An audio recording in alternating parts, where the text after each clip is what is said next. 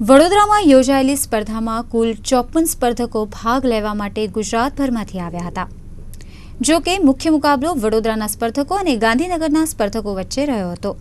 સ્પર્ધામાં ભાગ લેવા આવેલા રમતવીરોએ મીડિયા સમક્ષ હૈયા વરાળ ઠાલવતા જણાવ્યું હતું કે આ રમતને જોઈએ તેટલું પ્રોત્સાહન મળતું નથી।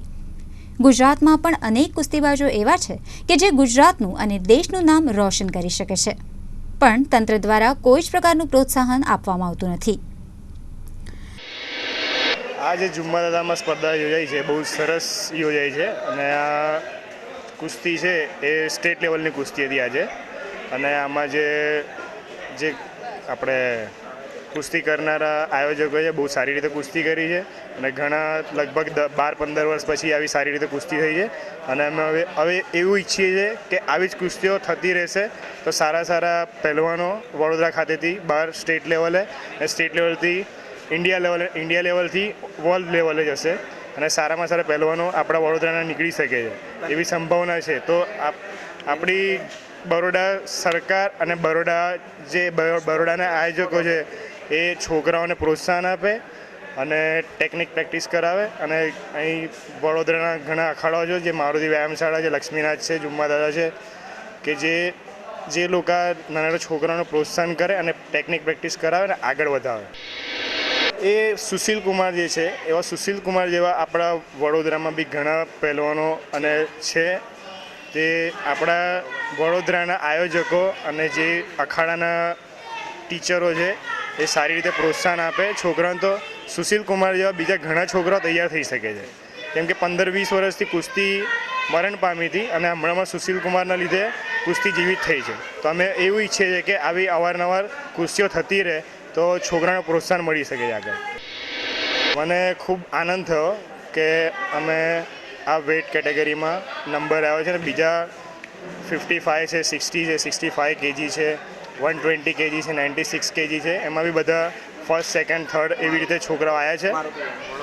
વડોદરાના ઘણા છોકરાઓ સારી રીતે ટેકનિક ફાઇટ કરી છે અને સારી રીતે ફાઇટ કરી છે અને અમે એવું ઈચ્છીએ કે હજી પ્રેક્ટિસ કરે અને એના લીધે લોકોના સારી રીતે નંબર આવી શકે છે અને એમનું ભવિષ્ય બી બની શકે છે આગળ, કેમ કે ઘણા વર્ષોથી આ કુસ્તી મરણ પામી હતી અને આવી રીતે કુસ્તી તો લોકોને સારું એવું સ્વાસ્થ્ય જળવાઈ રહેશે અને લોકોનું નામ થશે અને રોજગાર બી મળશે એના પાછળ।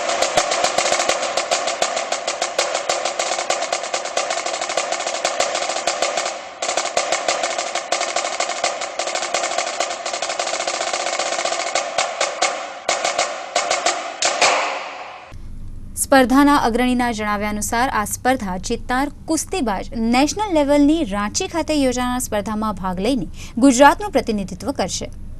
રવિવારે કુલ 16 મેડલો માટે સ્પર્ધા યોજાઈ હતી, જેમાં 60 કિલોગ્રામથી લઈને 120 કિલોગ્રામ વર્ગની સ્પર્ધામાં વડોદરાના ફાળે 1 ગોલ્ડ મેડલ, 3 સિલ્વર અને 3 બ્રોન્ઝ મેડલ આવ્યા હતા।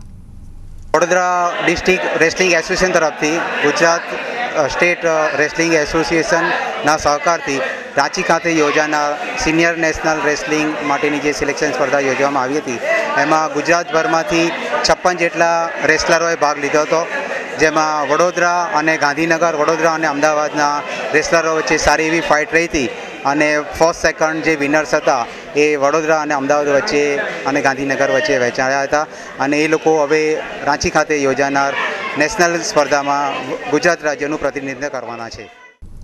આ સ્પર્ધાના રમતવીરો અને આયોજકોની વાત માનીએ તો આ પ્રકારની ટુર્નામેન્ટો અવારનવાર યોજાવી જોઈએ, જેથી દેશને સારા કુસ્તીબાજો મળી શકે। આ માટે સરકાર આગળ આવીને પ્રયત્ન કરે તેવી ઈચ્છા તેમણે વ્યક્ત કરી હતી। કેમેરામેન સંતોષ કહાર સાથે રૂપેશ ચોકસી, ગુજરાત ન્યૂઝ, વડોદરા।